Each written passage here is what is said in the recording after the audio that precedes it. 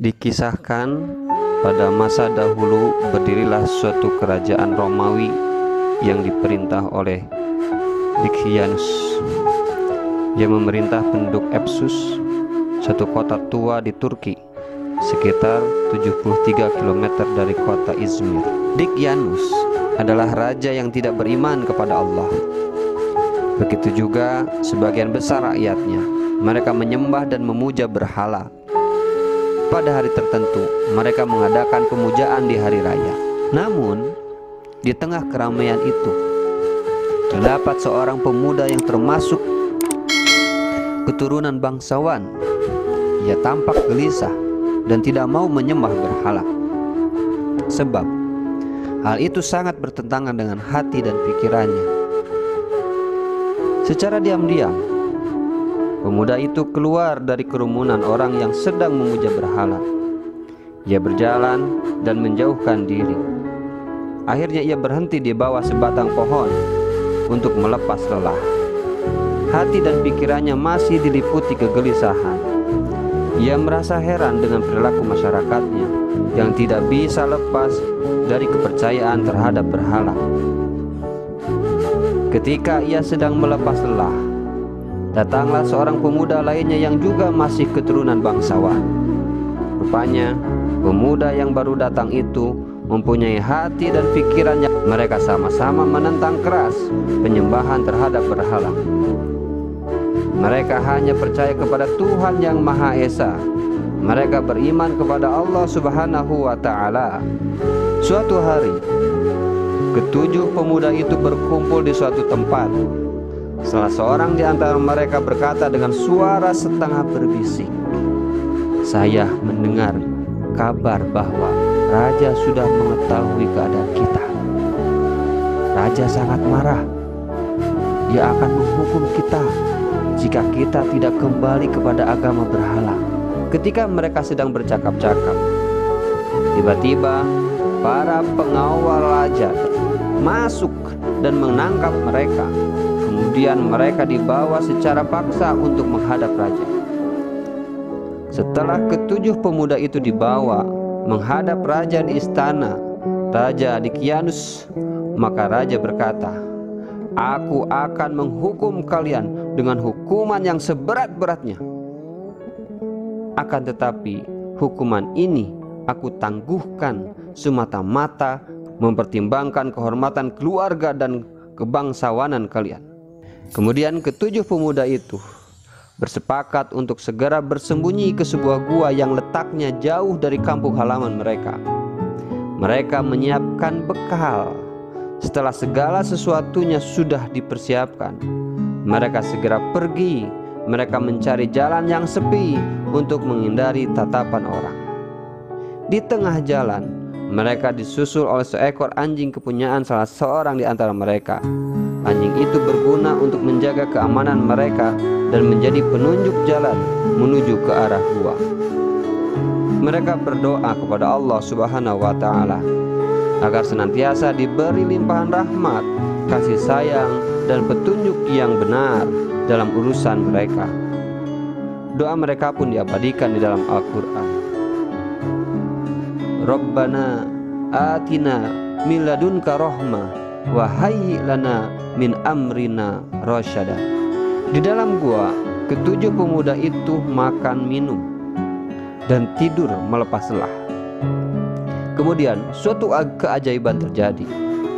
Konon mereka tidur sampai 309 tahun. Selama mereka tidur, Allah menutup telinga mereka. Allah juga mengatur penyinaran matahari, sehingga saat matahari terbit menjadi condong ke sebelah kanan gua, dan saat matahari terbenam menjauh mereka ke sebelah kiri. Akhirnya Allah Subhanahu wa Ta'ala membangunkan Ashabul Kahfi setelah mereka tidur selama 309 tahun. Lalu salah seorang di antara mereka bertanya kepada teman-temannya, "Sudah berapa lamakah kita berada di gua ini?" "Kita berada di sini selama sehari atau setengah hari," jawab mereka. "Tuhan kita lebih mengetahui berapa lama kita berada di gua ini? Begini saja, karena kita sudah lapar, bagaimana kalau engkau pergi ke kota dengan membawa uang perakmu, lalu engkau membeli makanan yang baik-baik terus cepat kembali ke gua. Akhirnya sampailah ia ke dalam kota Upsus. Akhirnya orang itu memberitahu letak pasar yang menjual makanan. Setelah mengucapkan terima kasih, penghuni gua itu segera melangkahkan kaki menuju pasar makanan. Lalu ia memesan makanan dan membayarnya dengan uang perak. Setelah menerima uang perak itu, penjual makanan memandang uang itu dengan penuh keheranan. "Maaf mas, ini uang kuno yang berlaku 3 abad yang lalu. Sekarang uang ini sudah tidak laku lagi," kata penjual makanan sambil mengamati pemuda itu dari ujung rambut sampai ujung kaki. Penjual makanan mengira pemuda yang membeli makanan itu mendapatkan harta karun. Ia pasti banyak menyimpan koin-koin uang kuno yang sangat berharga. Dalam sekejap, orang-orang di pasar rame-rame mendekati pemuda gua. Tiba ia merasa takut. Jangan-jangan mereka adalah mata-mata Raja Dicyanus yang sengaja disebar ke seluruh penjuru negeri untuk menangkap dirinya dan teman-temannya. Lalu ia berniat untuk melarikan diri dari kerumunan orang-orang di sekelilingnya. Ia takut rahasia teman-temannya yang sedang bersembunyi di dalam gua akan terbongkar. Lalu sang raja menangkap dan menghukum mereka. Ketika pemuda gua itu hendak melarikan diri, orang-orang di pasar itu segera menghalanginya. Mereka membujuk pemuda gua. Mereka ingin mendengarkan cerita tentang dirinya dan uang kuno yang sangat menghebohkan itu. Akhirnya mereka melalui percakapan selanjutnya, orang-orang mengetahui bahwa ia adalah pemuda pelarian. Ia lari dari kejaran Raja Dicyanus. Akhirnya mereka segera dibawa untuk menghadap Raja Yandusius. Ada juga yang mengatakan Theodosius. Ia adalah raja yang beriman kepada Allah. Ia raja yang soleh dan baik hati. Setelah para penghuni gua atau Ashabul Kahfi menghadapi raja, mereka pun bercakap-cakap dengan raja. Mereka sangat gembira karena rajanya adalah orang yang beriman kepada Allah. Dari percakapan tersebut, mereka menyatakan diri akan tetap di dalam gua dan akan tidur kembali seperti sedia kala. Mereka kembali ke tempat mereka semula di dalam gua. Lalu raja dan para pengiringnya pulang kembali hingga datanglah ajal para penghuni gua itu, sebagaimana ditentukan oleh Allah Subhanahu wa ta'ala.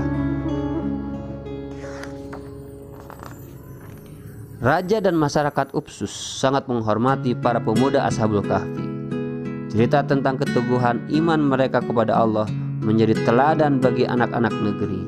Untuk menghormati keteguhan iman mereka, sang raja memerintahkan kepada para pegawainya untuk membangun rokim di depan pintu gua. Raja juga memerintahkan pembangunan tempat ibadah di depan gua.